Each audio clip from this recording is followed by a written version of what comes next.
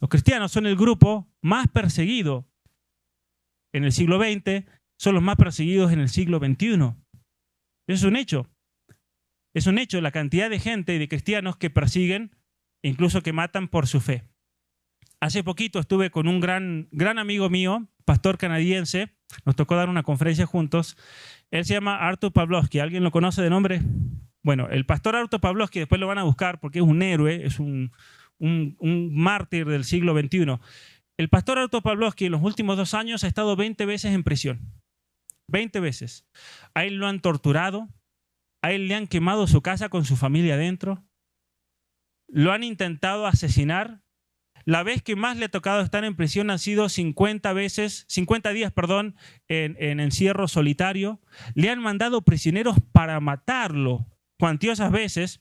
Y eso ahora lo sabemos porque los prisioneros, de hecho, en el juicio grande que le está haciendo al gobierno de Trudeau, los mismos prisioneros, todos tipos tatuados, esos que uno se encuentra en la calle y dice, con que me mire ya me mata. Bueno, esos tipos han salido a testificar, a decir, a mí me ordenaron meterme en la celda del pastor y crear una situación donde yo lo maté. Y me rebajaba, el gobierno de Canadá me ofreció rebajarme la pena a la mitad. Hay prisioneros que dijeron, a mí me ofrecieron darme la libertad.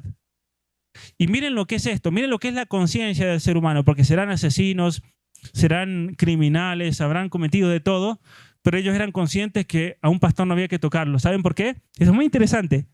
Porque ¿a quién tocaban si tocaban a ese pastor? A Dios. Es muy interesante, eso se me lo contó él, de que en la misma prisión el pastor 20 veces ha estado en los últimos 2 años, él comenzaba a predicar desde su celda. Y así se compró a todos los prisioneros. De hecho, él se convirtió en un problema para el gobierno de Canadá, porque como todos los prisioneros se ponían de su lado, imaginen tener una prisión de 1000 criminales, todos con el pastor, y todos en contra de la policía y defendiendo al pastor. Entonces lo tenían que mover de prisión. Entonces una vez lo mandaron a una prisión, otra vez lo mandaron a otra, luego lo mandaron a otra, y gracias a eso le ha tocado predicar en todas las prisiones federales de Canadá. Las cosas de Dios, ¿no? No se los daban. Incluso está prohibido en Canadá entrar así porque sí, ir a predicar no podía. Bueno, pero ¿por qué lo metieron en prisión al pastor? Lo metieron en prisión por simplemente las cosas que muchos de ustedes hacen. ¿Qué hacen ustedes? Predicar. Ahí lo metieron en la cárcel por predicar. ¿Cuál fue el pecado? Predicar en la vía pública, porque la vía pública es secular. No se puede traer la fe aquí a la vida pública. Y el pastor que dijo, yo soy cristiano y soy pastor, donde sea. Y si a mí un grupo de gente me llama que les predique, yo les voy a ir a predicar, al que sea, ¿no? Y eso es lo que lo ha llevado al pastor Artur Pawlowski a ser el enemigo número 1 del gobierno de Trudeau en este momento. Porque él representa una visión totalmente contraria a la que se busca imponer en este nuevo orden mundial. Entonces, año 1947, por culpa de, o a causa de todas las atrocidades que se realizan, se elabora la Carta Universal de Derechos Humanos. Pero es una Carta Universal que tiene un texto bastante interesante, pero que no tiene ningún tipo de fundamento de fondo. De hecho, si uno estudia los grandes debates que hubieron, nadie se ponía de acuerdo el por qué está mal matar, por ejemplo, por qué hay que darle a la familia el lugar primordial dentro de una sociedad, por qué hay que defender este derecho aquel. Es una carta simplemente con ciertos parámetros y listo.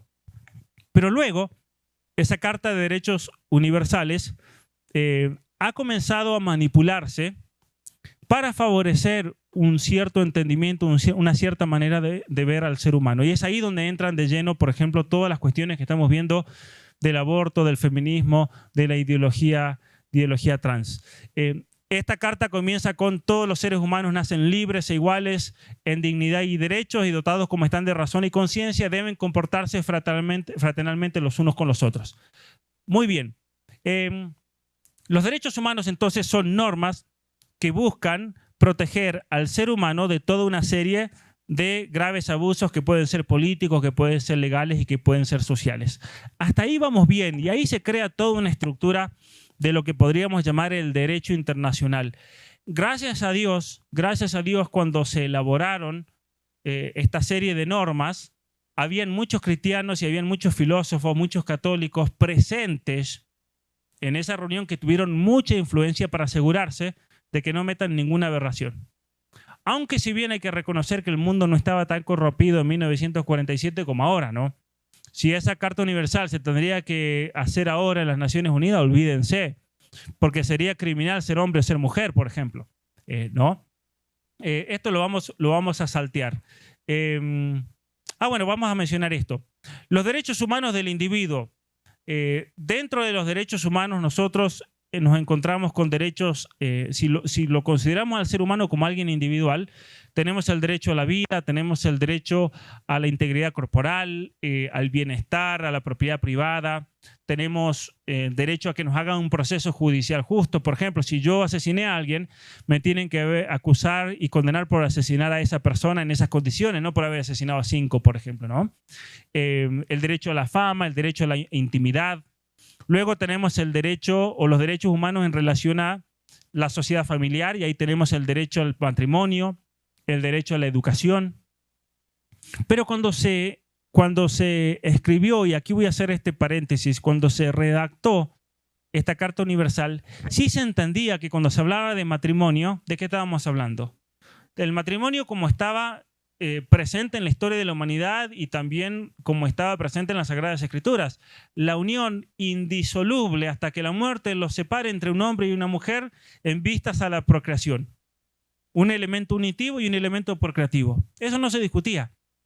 Y luego, con respecto al derecho a la educación, es muy claro en la Carta Universal de Derechos Humanos que cuando se habla de derechos a la educación se está hablando de que ustedes como papás tienen el derecho y la obligación y la responsabilidad por encima del Estado y cualquier otro organismo de educar a sus hijos en conciencia, es decir, con los valores que ustedes creen que son los mejores para el modo de vida. Es decir, para el cristiano es educar a mis hijos con valores cristianos, con normas de vida cristiana, de llevarlos a la iglesia, de enseñarles la fe, de educarlo de tal manera que mi hijo sea un futuro cristiano, por ejemplo. Y ustedes tienen un derecho protegido por el derecho internacional, por el derecho natural, y que el Estado debe respetar. El matrimonio ya no importa en esta ideología. Cada alternativa es celebrada y aceptada. Quieren aniquilar los conceptos de papá y mamá. Los cristianos son el grupo más perseguido. Ahora no se puede pensar, es delito pensar, tu hablar.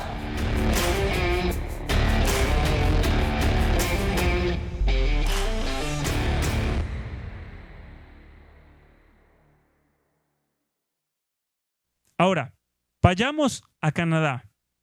Canadá es un país donde yo creo que se están llevando a cabo, más que en cualquier otro país del planeta Tierra, todos los cambios sociales, políticos y legales de ingeniería social para realizar ese cambio cultural que estamos viendo en este mundo. Por ejemplo, en Canadá, en nombre de los derechos humanos, porque ahí es cuando comienza la reinterpretación, en nombre de los derechos humanos se declara que la identidad de género en el año 2012 es un derecho humano. Entonces, si la identidad de género es un derecho humano, eso significa que el Estado tiene la autoridad para garantizar el derecho humano de ese niño que tiene derecho a su identidad de género.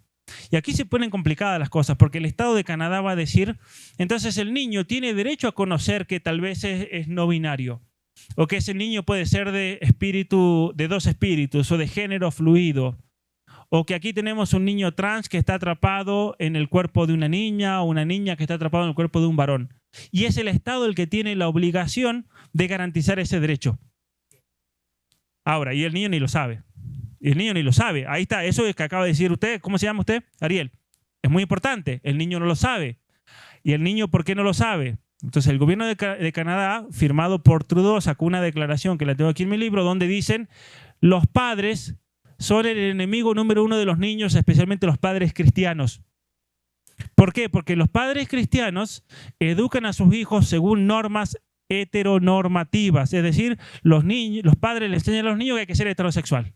Pero ser heterosexual es una opresión, es como el caso de la gallina, del gallo violador, es opresión. Hay que liberar al niño de la heterosexualidad. Entonces, ¿qué hay que hacer? Hay que transformar la educación para que ahora se convierta en una herramienta para que el niño descubra su propia identidad de género y orientación sexual. ¿De qué manera? Algunos ejemplos concretos. Una familia de Monterrey, México, llega a Canadá. Esto fue en el 2021. Ponen a los niños en la escuela en en septiembre. Cuando llega diciembre, reporte escolar. Y a la mamá le llega un reporte escolar con el nombre equivocado. Era el mismo apellido, pero era el nombre de otro niño. Entonces fue a la escuela y le dijo: maestro, se equivocó de reporte, mi hija se llama María Hernández. Y el maestro le dijo: no, lo que pasa es que ustedes son una sociedad machista heteropatriarcal. Ustedes los mexicanos son machistas, entonces ustedes a sus hijos les imponen ser varón y mujer, y por eso en la junta directiva de la escuela hemos decidido cambiarle el sexo a su hija para que haga una transición social, para que se vista como niño, para que lleve un nombre de niño. Le pusieron Juan, y después de un año que ella decida qué género quiere ser, para que se libere de esa construcción social. Miren ustedes, bueno, ¿cuál es el problema? Esa familia había leído este libro. Ellos me conocían de México, llegaron a Canadá, habían leído este libro, me contactaron a mí inmediatamente. ¿Por qué? ¿Qué pasa en Canadá si tú vas a la escuela y le dices: no, señor, este hijo es mío? Ahora, en México o en países con sentido común, el maestro le dice eso a los papás. ¿Qué le hacen al maestro? Sí, lo mínimo, lo cuelgan de un puente. Y está bien. Está bien, aquí tenemos un abogado canadiense, mexicano que me va a dar la razón. Está muy bien. ¿Cuál es el problema? Que en Canadá ustedes van a la escuela y le dicen: yo no estoy de acuerdo con eso, son 5 años de cárcel. 5 años de cárcel. ¿Quién es pastor acá? Levanten la mano todos los que son pastores. Muy bien. Esa familia va con ustedes a su iglesia y esa familia le dice: pastora, mire lo que me pasó. Y ustedes le dan un consejo para que eso no ocurra. Y ellos se enteran, son 3 años de cárcel para ustedes. 3 años de prisión. En este momento, tenemos pastores en la cárcel en Canadá por esto. Hay un pastor que a algunos de ustedes les conté, el día de ayer ya tuvo el primer día de juicio. ¿Por qué?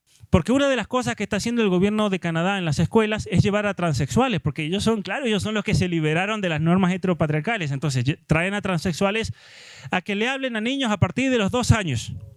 Entonces, si ustedes llevan a sus hijos a una escuela del gobierno, tienen que saber por seguro de que sus hijos, los transexuales, van a venir y los van a comenzar a adoctrinar. Les van a caer y les van a decir: yo me encontré mi propia identidad, ustedes, sus padres, los han oprimido, se tienen que liberar. En Canadá el sistema educativo está hecho de tal manera que los varones tienen vergüenza de ser varones. Es una locura realmente. Tienen vergüenza de ser varones. Entonces, un pastor de Calgary, él se dio cuenta de que le estaban atacando a los hijos de su congregación, a los niños, por lo que él escuchaba, por los papás. Estaban todos aterrados, nadie sabía qué hacer. Porque tenemos miedo que si vamos a la escuela nos van a meter en la cárcel, si nos protestamos públicamente. Entonces el pastor, ¿qué dijo? Vamos a ir a la escuela y cuando lleguen los transexuales, que llegan de a mucho, ustedes saben cómo se pinta, se arregla, muestran todos esos pechos ficticios que tienen, pero es algo muy hipersexualizado. Porque para mí es una perversión, ¿no? Porque si es un tipo, por ejemplo, el tipo dijo: yo me quiero hacer mujer, me pongo en Argentina ustedes tienen en México las piñatas, ¿no? En Argentina nosotros usamos unos globos grandes. Es bien sencillo. Un globo se infla, se le mete caramelo adentro y se lo pincha y ahí saltan todos los niños. Bueno, supongamos que estos transexuales digan: yo quiero ponerme esos globos aquí adelante para notar que soy mujer, supongamos. Bueno, a menos que se lo cubra un poquito, ¿no? Estos tipos van a mostrarse sexualmente.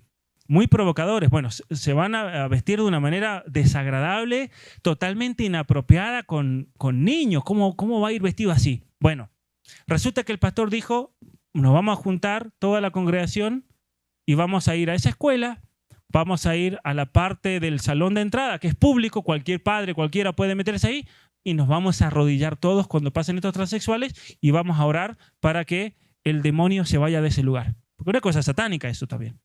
Entonces vamos a ir a interceder por ese lugar porque no podemos hacer nada más que ir y orar. Y el pastor dijo: en silencio, nadie los va a enfrentar, ellos nos van a tratar de atacar, nos vamos a quedar callados, vamos a dar testimonio.